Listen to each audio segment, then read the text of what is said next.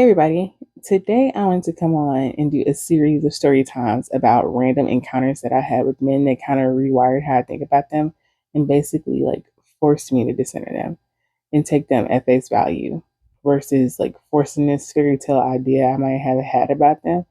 And I don't think I really ever had an unrealistic view of men, but it definitely taught me to approach them all with a lot more caution. So let's hop in. So let's call this first story time the time a guy professed his love to me. So this story takes place when I was in high school, and I believe it was around the last days of senior year because I remember not having to see this guy ever again. But I think ironically, I saw him randomly when I was visiting home, and I was at a restaurant. And it's so funny how it's like dudes expect you to be fugly as fuck when they see you again. And it's like, no. But anyways, so I was leaving my favorite teacher's classroom late after school one day as usual, and the way my school was set up was like the parking lot for seniors was past this long stretch of land that passed like the track at my school. So I started on my trek to my car as usual um, to go home, and I see this guy that I'd known since like middle school walking in my direction. And now that I think about it, he'd probably been waiting there for me. He had to be waiting for a long ass time because I used to stay late after school all the time. But as I'm crossing him, I say hey, and I keep walking, and he stops me once I'm like 10 feet away. He's like, "Can I tell you something?" And I was like, "Sure." Mind you, this is me speaking to him for the first time since like middle school. And he's like, "I like you," and I was like, "Oh, okay." And then he's like, "No, like I really like you. Like I think I love you." And I was like, "Oh, okay. What am I supposed to do with that information?" And he just looked so disappointed, and I felt bad, but like I was genuinely unsure what he thought was about to happen. Like I think that moment solidified in my mind how unrealistic men are and how they'll have a whole relationship with you in their head while literally not even speaking to you. In the year before that, there was a guy who was a year ahead of me that did the same thing. Like in the last time I saw him before he went to college, he was like, "I thought we were gonna be a happy couple." I'm like, do I not have to agree to being in a relationship? Like, you can't coerce me into a fucking relationship. And I'm sure women, might fantasize about men in their head, but the way men approach it, it's like they expect that a woman has to be in the cut waiting for them to come around. It's literally insane. This is how you can tell like rom coms are written by men almost train women to fall for stupid shit like this because that was legit some shit you see in a movie. Like he really thought he was gonna walk up and steal my heart when he had laid no groundwork outside of the relationship he had with me in his head. We hadn't spoken in years. And it made me realize that men will romanticize the idea of you. Granted, you may be a wonderful woman, but he's not considering the things about you that don't fit inside of his fantasy of you. And that can be very harmful. So, like, let's say I ran with it, and then suddenly he was just upset because I wasn't fitting into the mold that he had created for me. And frankly, it's disrespectful to totally disregard that I have a mind and desires of my own. Like, sir, you don't know me. I don't know you. Like, you don't know if I like you back. Like, I mean, nothing was wrong with him telling me that, but it was like he came with expectations, right? Because he could have just kept that shit to himself. People like to talk about how fairy tales affect women, but you got to remember, boys are also absorbing this absurd messaging behind fairy tales as well. Like, oh, there's this beautiful girl living her life, having fun, singing with the birds and shit. And this guy pops up showing interest, and boom, you're supposed to stop, drop everything, and be ready to be his. Never mind that you have a life outside of him or the fact that y'all don't know each other very much. It's a mess. Let's call this second story the time I realized I could never be a sugar baby. So this story takes place in either my first or second year of college. I think it was freshman year though. And I was taking my mom to the doctor, and I would notice that my mom's doctor was eyeballing me. And he was a well-known doctor in the area, very handsome, tall, and you could tell he was in great shape and had been taking care of himself. But I think one day I joined like a sugar baby site because I was like sitting down one day. I was like, you know what? I'm cute. I should take advantage of this shit and go live my best life and have somebody else sponsor it. But I get on the sugar baby site. He happens to be on there. He reached out saying he recognized me and asked if he could take me to France. And obviously, I was down for that. And then he was like, "Okay, well, we can go in 2 weeks. I have to check with my wife." And I was like, "Ask your wife." He was like, "Yeah, I'm married. Most sugar daddies are. Ha ha ha." And I'm like, "Okay, well, not mine. Have a good day, sir." And then And I'm like fully aware that ethics are relative, but for me, I do believe that energy always boomerangs. So whatever you put out there is never destroyed. It's probably just waiting to loop back around to your ass. Immediately when he said that, I saw myself in my head 40 years later having my husband come to me and let me know he was going to France with some young girl he just met. Also, looking back, the whole situation was predatory because he was my mom and dad's age, which is why I thought it was weird how he'd be eyeballing me during my mom's appointments. Knowing he was married was just a huge turnoff for me. And I'm not one of those women who upholds marriage like it's the end all be all, but I do respect the sanctity of it because I have integrity. So I don't understand why you wouldn't just divorce and be single. Like, if you're going to do it, do that shit. Like, if you're going to be married, like, figure it out. But it altered how I view other people's marriages as well, not just men in general. I never really have ever done this, but I definitely don't glorify other people's relationships now because similar to what the situation between the doctor and his wife might have been, it could be just an arrangement that people have to save face or maybe even just gain the social status that comes with being married or what people, believe the social status is that comes from being married. I mean, I think if you're just married, you're just married, but I mean, I don't think that has to do with anybody else if you decide to get married, but some people do, right? Especially religious people. And it didn't devalue marriage for me, but it did put into perspective what I would be looking for in a marriage if I decide to actually get married someday. Because, everybody has their own motives for being married. Some people value marriage because they like the financial stability. Others just want a hot body there sometimes. Some people just want to be like, my man, my man, my man, while that man is being everybody else's man too. We never know. But I just realized that I never want to be married so bad that a grown ass man can play in my face like that. But that's just me. It's mainly because I know that men don't like women to have options. Like, because the thing about me is, if the marriage is open, that bitch is open. I like options too. So if you got them, you best believe I'm gonna have them motherfuckers. And in that case, we might as well be single, so I don't have to report back to no fucking body. That don't even make sense to me. All right, moving on to story 3. So since we're on the topic of relationships, I'll tell you a story about the time I was propositioned for marriage. So I'd met this guy when I moved across the country for my first job out of college. We dated shortly and we had chemistry and good conversation, but there was no magnetism or nothing that made me like want to be physical with him. And I believe I was still a virgin at the time. I think I told y'all that I was a late bloomer. So I really wasn't focusing on smicks, just looking for that feeling, if you know what I'm saying. And later, I'll talk about how being abstinent for so long affected my dating life. But anyway, I found a job paying me way more than most 24-year-olds make. So he made it clear that he felt like I was out of his league. We dated for a while and then we just kind of lost contact slowly. But I noticed him watching my stories and stuff until one day, like a year later, he popped back up and he was asking me how it was going. And just out of nowhere, he was like, let me take care of you. And I was like, huh? He was like, let me take care of you. I've been keeping my head down, working, getting promotions, and moving up the ladder so I could take care of you. And I was like, I don't know. Basically saying no because I thought there were some big things that made us incompatible, but it seemed that he was dead set on finding a wife. And I don't remember what happened after that, but I never spoke to him again. But I remember the next day, y'all, I get on Instagram, and do you know this man posted about being engaged? Y'all, I was stunned, speeches, flabbergasted, because was not this motherfucker just like less than 24 hours ago on my line asking to be with him and let him fund my lifestyle? I couldn't believe it.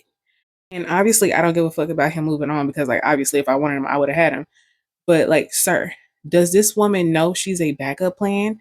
Or even if I'm the backup plan, it's terrifying knowing that that lady was a yes from me away from having the cover ripped from under her.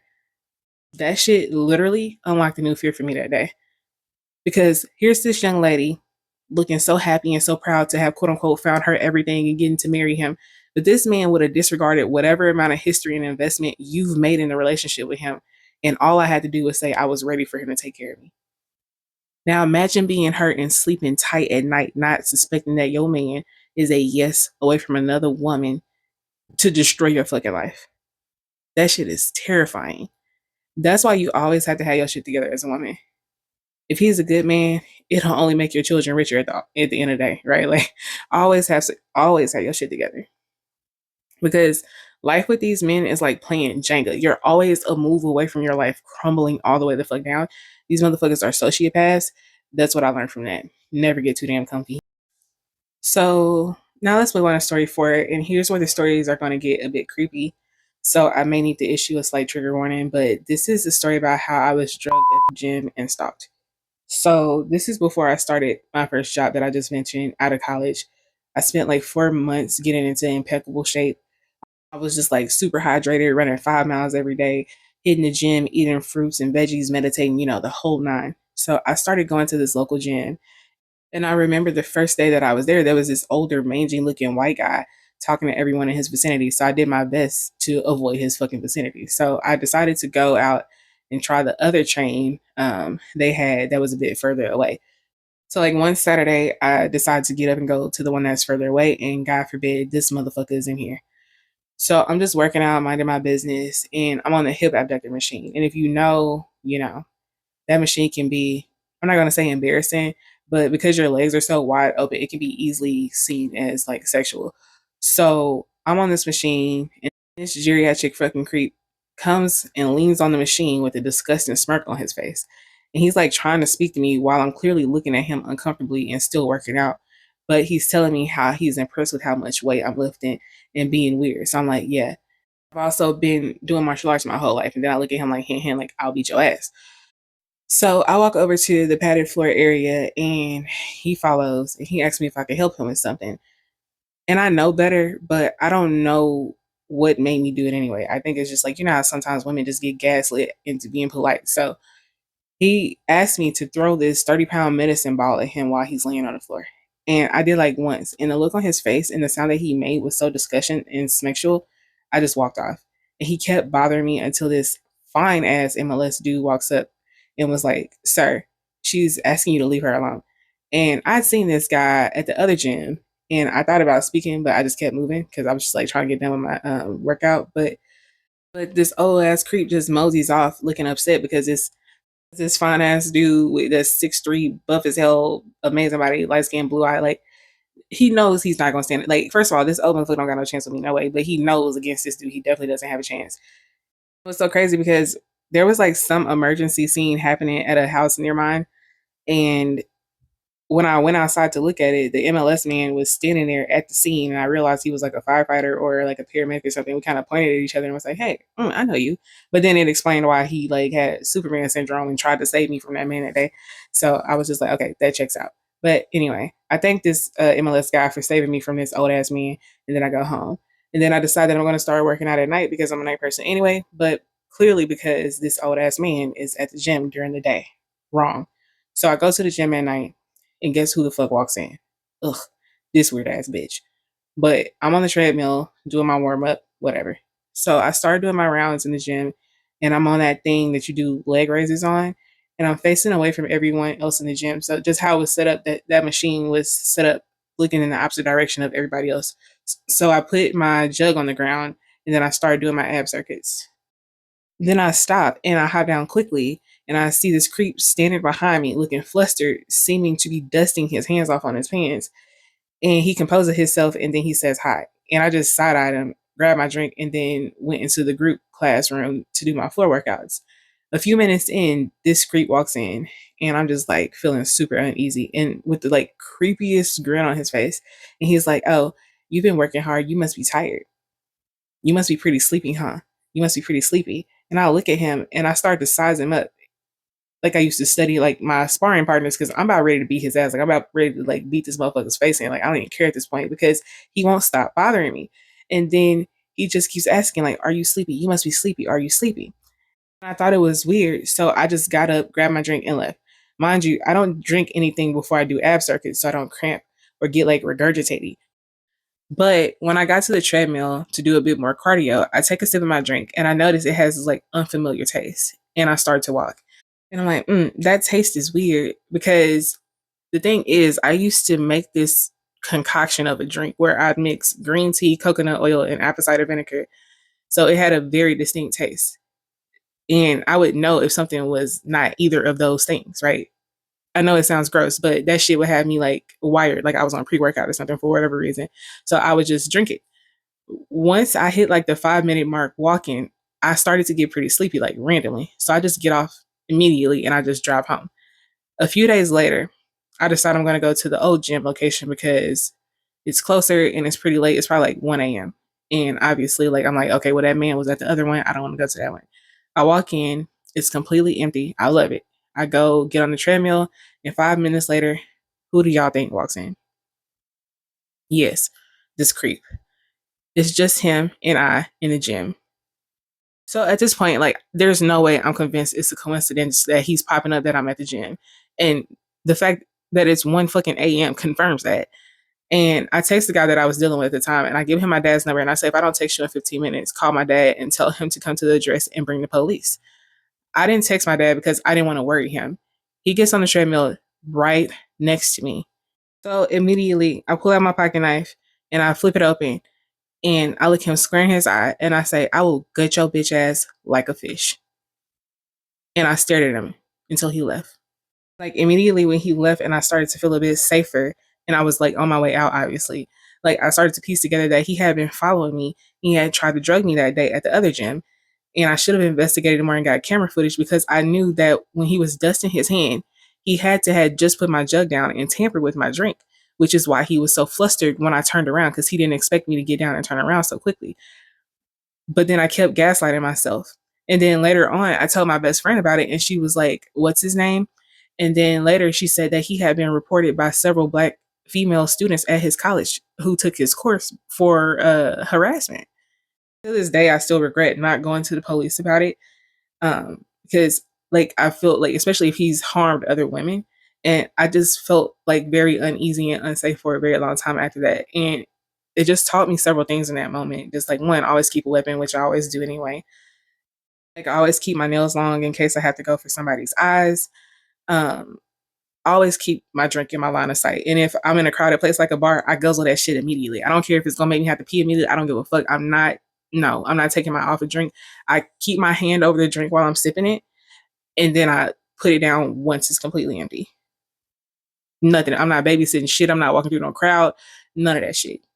I'm not leaving the spot that I'm in until I finish the drink and put the glass back on the bar because men are weird as fuck and don't give a fuck about consent. A lot of them get off on the lack thereof.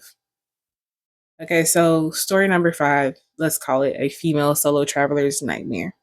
This next story is triggering for me. I'm not sure as much as it would be for other people, but anyway, this happened in probably like 2019. I was traveling again. I've already said a couple of times that I traveled to DR after my mom passed in an effort to like ground myself because water in the beach grounds me. So I rented a small apartment near the beach and I wasn't far from this little collection of shops and restaurants. So when I first got there, everyone would ask me what I was doing there, who I'm with, and I just lie and say I was there with my dad and my family.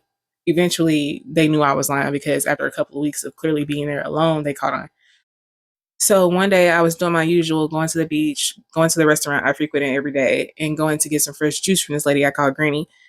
And I think it must have been a holiday because the markets were packed that day. So I get my juice and I try to go home because all of the yelling and craziness is giving me anxiety. As I'm walking through the market, I hear a bunch of yelling, but I think nothing of it because, no offense, Dominicans are always yelling. At least the ones that I was around were. And I kept walking home until this handsome young man looks at me and he says, you don't hear them talking to you? And I was like, no, my Spanish is pretty simple. And then I smile and keep going. I'm like halfway home, which isn't far at all. Like it's like across the parking lot. And I'm strolling halfway there and I feel something and something says, turn around slowly. So I pretend I drop something and I turn around and y'all, about 400 feet away, there's a man with the most demonic look in his eyes staring right at me very intently and obviously coming after me. And I don't know if you guys have this, but when I'm in dangerous situations, because I've been in an unnatural amount of dangerous situations, it's like this hum and then everything gets quiet. So it's like, hmm. And then just like I get very perceptive and everything just gets really quiet. So all I can do is hear myself thinking. I thought, okay, go this direction so he doesn't know where you are going because the main alley breezeway was like right next to my apartment. Okay, boom. I bang it right. I think, get the key ready. Bam, key in hand in the proper position. Focus. You can't afford to fidget, bitch. Got you. As soon as I get to the corner and he can't see me, I strike out toward my door and I stick the key straight in the door. No do-overs needed. Okay. Literally, to this day, I've never put a key into the keyhole so quickly and clean. But I was in the purest form of survival mode and I just had to get it done. I could hear his footsteps, so I quickly turn the key and pull it out and turn the knob so I can close the door with no sound and he won't know which apartment I went into. I ducked because my apartment was supposed to be like a living room because it was a renovated house. So there was like windows everywhere and I can hear him walking past and then I breathe. And when I shut the door, I'm just praying that he doesn't try the doorknob because I didn't lock the door so he couldn't hear it. Because I'm like, holy fuck, what was that man about to do that he could get away with? Because I'm alone in a foreign country. I don't speak this language. I don't fucking know. They're not going to believe me. Like, who knows? Right. I literally stayed in the house for like 3 days with like no food after that. I was terrified. And I didn't even want to go outside because I was like, okay, well, if he's still in the vicinity on vacation or something, I don't want him to pursue me again. Right. And as an avid like solo female traveler, that didn't prevent me from wanting to continue traveling, but it did force me to be even more aware of my surroundings, which I'm usually aware anyway. But I normally do like an environmental scan no matter where I go, but it definitely made me realize that some people can have demonic intentions. So like just look closely at the people. Okay. So I have to be like extra vigilant of people who are watching me as well. Because as pretty women, it doesn't matter where we are, there's probably going to be someone in your business, right? Whether you're minding your business or not. We're rarely alone. But some people are just, I don't know, demonic. And statistically, men just happen to allow themselves to be easier vessels for said demons. I never tell anyone about this because I didn't want to scare my family, but the moment definitely altered my brain. I love to be in my own little world, but I learned that in between being a happy go lucky spacey person, I need to pause and reassess my environment more often because predators predate. So, story number 6, let's call the time that my pretty privilege kept me from being robbed. So, I just happened to be, I think I was in college and I lived in an apartment like 2 blocks from my campus. And it was like the time of the year where it gets dark pretty early. And I was just walking home as usual. And I saw this big old burly guy just standing in the driveway next to the house beside my building. And I was on the phone and I looked at him and I kind of clutched my shank because obviously I tend to keep something with me because he actually did look like a criminal. And he was looking at me very intently. So I look at my phone and he asked me what time it is. And I told him and he was like, oh, okay. Thanks. Be careful, little mama. And I was like, huh? And I felt very confused energy. Like, are you trying to hit on me or rob me?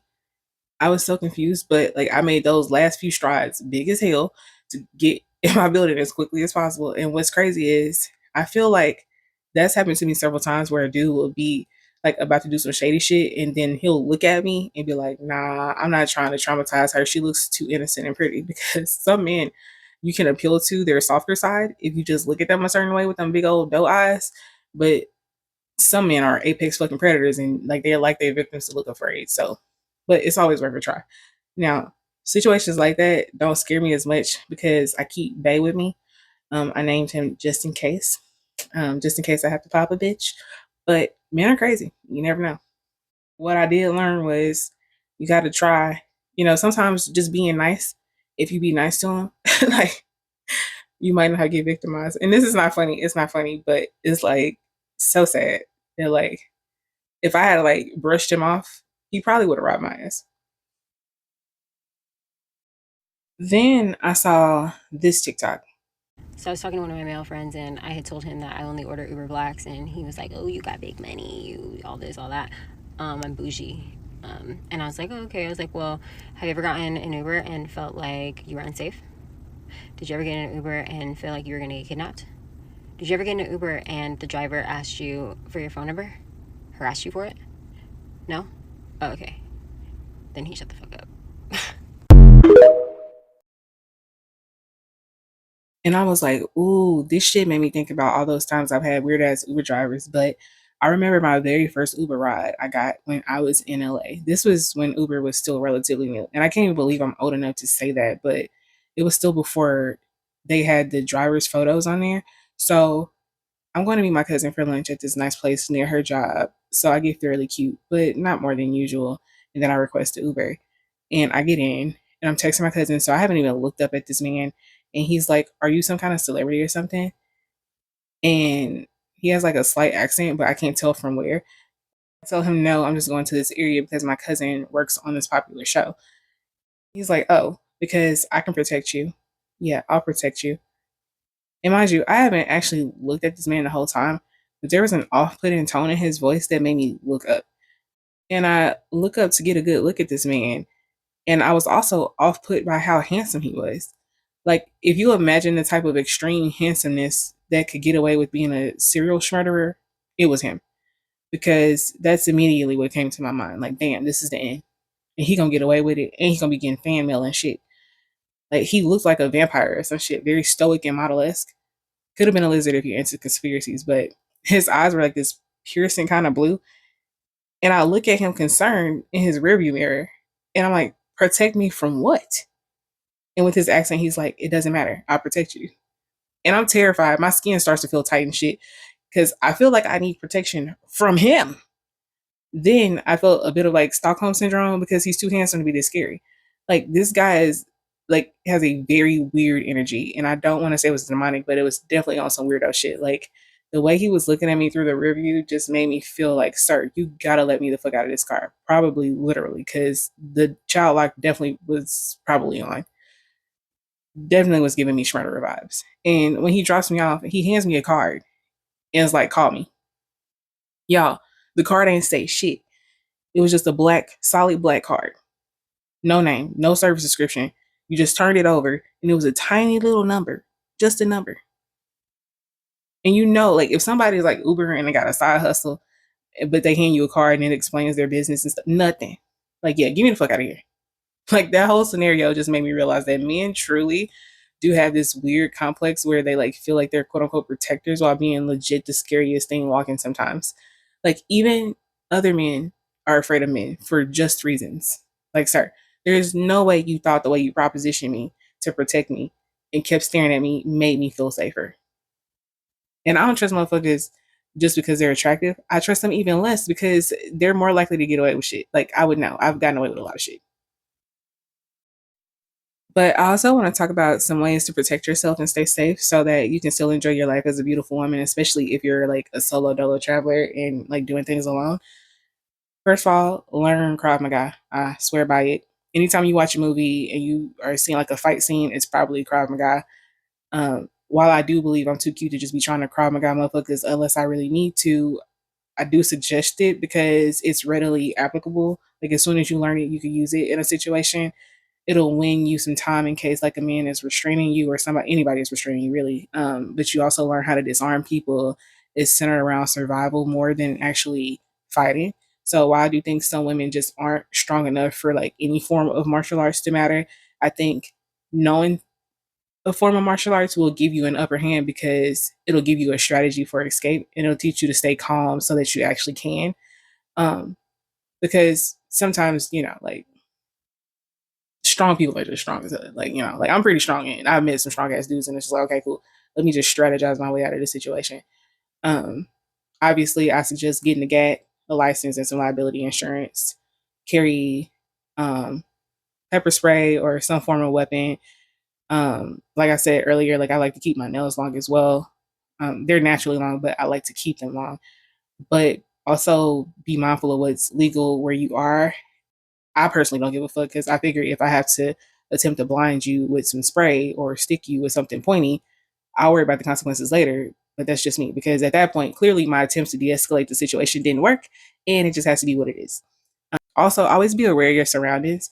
This may seem obvious, but like I said, if you're like me, like I mentioned before, you like to be in your own little world, like do, walking through the world, being happy and peaceful. But you can do that and still be on surveillance. I'm always looking around out of curiosity. Anyway, it won't kill me to just pay a bit more of attention to the people around me as well. Another thing is just trust your gut.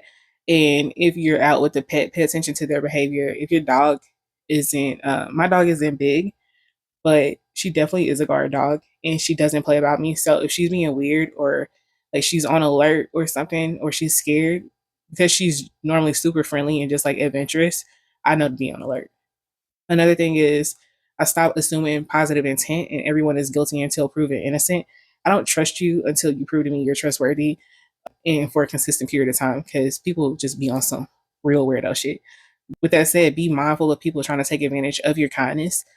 I've heard someone say it might have been Mel Hamlet. She said men never actually want help from women. So if a man is asking you to help him, he probably is trying to put you in a compromising situation, especially if he's saying it's something he can't do. Like if that were true, he definitely just ask another man. So, like I said, assume everyone has the capacity to be trifling and move accordingly. And I'll end it there because I feel like I'm fear mongering, even though that's the last thing I'm trying to do. But these are actual situations I've been in, and I've been in worse. Honestly, I just obviously didn't want to put it on YouTube, but some could have been more traumatizing than they were, or even fatal. So it's crucial to understand that your beauty does indeed make you a target. And like I said, I don't want to fearmonger, but always consider how you would escape a situation before going into a situation. Like if you're going on a date, be fully aware of where you're going, right? Know who you're dealing with. Be asking this man like what kind of physical workouts he does and stuff because you just never know, right? Because it can be difficult to know someone's intentions. But that's it for this video. If you liked it, please like and subscribe, and I'll see you next time. Bye.